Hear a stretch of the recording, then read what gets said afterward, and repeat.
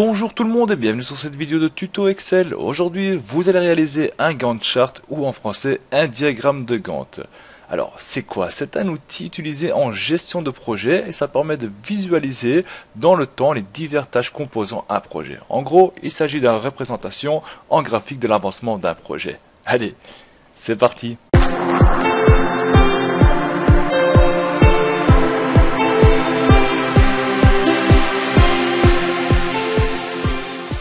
Dans notre Gantt chart ou diagramme de Gantt, nous allons donc voir l'avancée d'un projet à travers 10 étapes, on va dire. Donc on va dire on a un projet, donc ici on l'a nommé mon projet.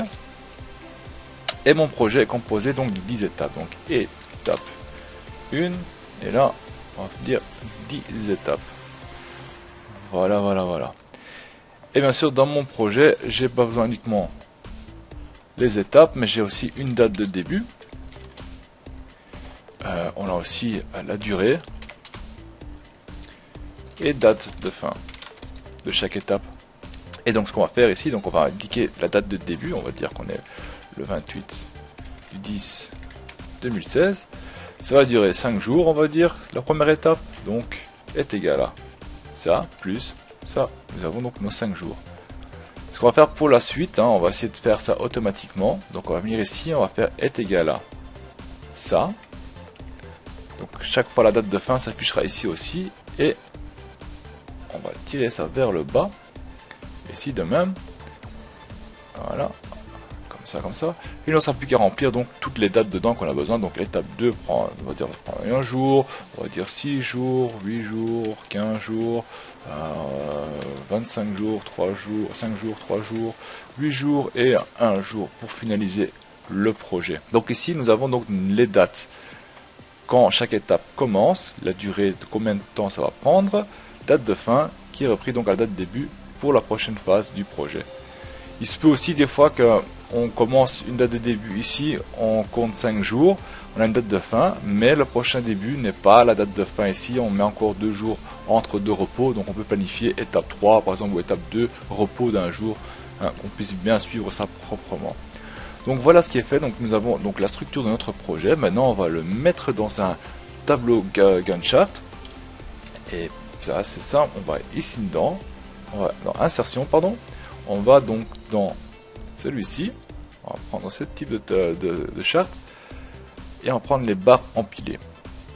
Donc pour l'instant il est tout blanc, il est tout vide, il n'y a rien dedans, on va le remplir tout de suite, on va sélectionner les données, on va y ajouter, et on va le mettre date début.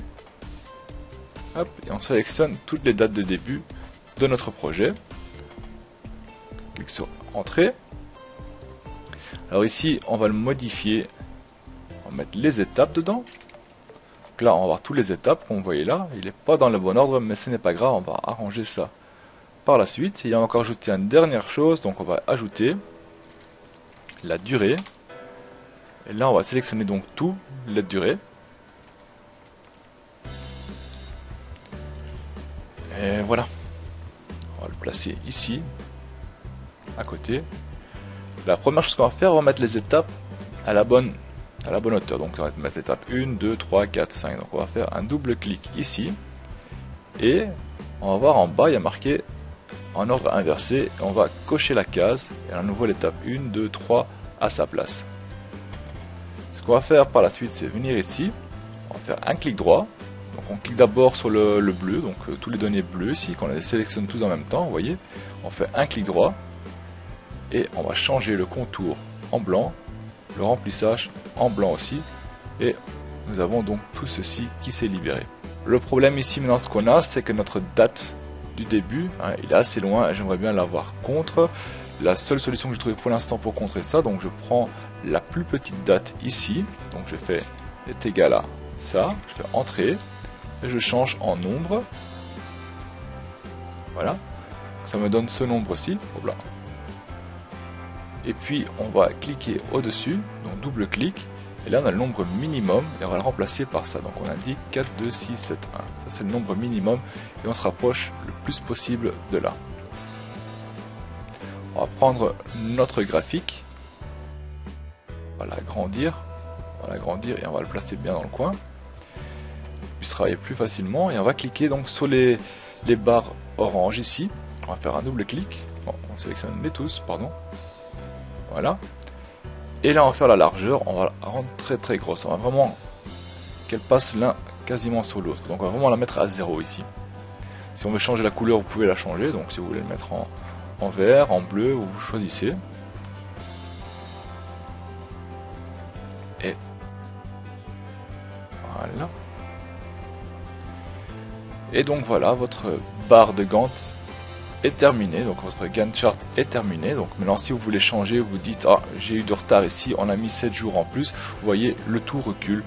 Si vous dites ah, on va gagner des jours ici, on va pas passer 15, mais on va faire 15 jours, 6 jours sur cette partie-là du projet. Vous voyez, ça diminue. 25, on passe à 2 par exemple. Hop là, ça descend. Ou on passe à 25. Donc votre Gantt chart se met automatiquement à jour selon les étapes du projet.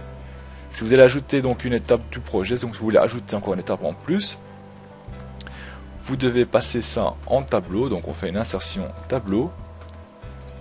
Et là vous pouvez donc ajouter une étape dedans. Alors vous voyez, vous mettez étape, on va marquer un test, hein, facile, test, vous voyez que c'est tout en dessous. Et vous voyez aussi qu'il va commencer donc tout en bas. Il va commencer à ce niveau-là. Et là on va lui dire qu'il va prendre 5 jours, hop, il s'est ajouté les 5 jours. Alors si vous n'êtes pas encore abonné à la chaîne, que vous voulez découvrir mes futures vidéos, n'hésitez pas de vous abonner à la chaîne de rien. Si vous avez des questions à propos des Gantt charts ou autre chose, postez-les en bas dans les commentaires. Si vous aimeriez bien avoir un tuto ou un modèle que j'ai créé pour vous, n'hésitez pas de les poster, je me ferai ravi plaisir de le faire avec vous ensemble, les modèles, et pour la suite je vous vois la prochaine fois. Allez, salut tout le monde!